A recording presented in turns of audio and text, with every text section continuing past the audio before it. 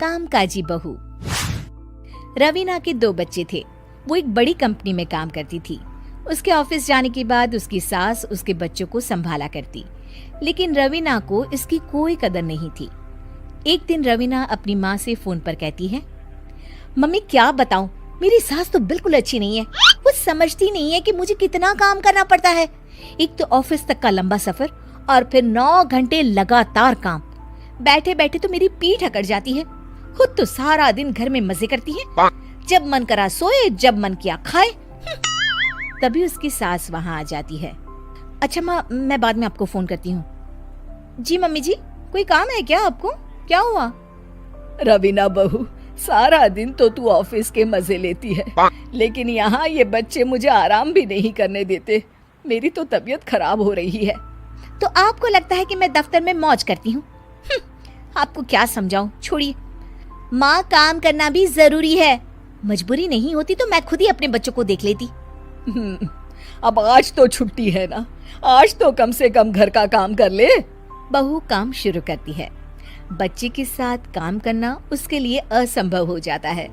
वो जाकर बच्चा सास को देती है और कहती है, मम्मी जी जरा बच्चा तो पकड़ लीजिए, मैं घर का काम कैसे करूं? जैसे मैं करती हूँ रोज बच्चे के साथ। तुझे बताऊं तो तू सोचती है कि कोई बड़ा काम तो है नहीं, बच्चा तो सोता रहता है। अब देख लिया। खैर, बस मैं यही तुझे समझाना चाहती थी। ला, बच्चा मुझे दे और काम कर। बहू मुंह बनाकर वहां से चली जाती है। वो मन में सोचती है, बात तो सही है, बच्चे के साथ घर का काम करना असंभव है। वो किसी तरह काम करती है और अगले दिन ऑफिस के लिए निकल जाती है।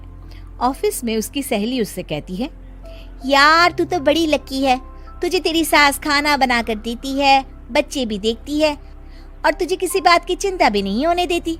अरे क्या लकी, बदले में मैं उन्हें पूरी कमाई जो दे देती हूँ और अपने बच्चे से दूर रहती हूँ वो अलग।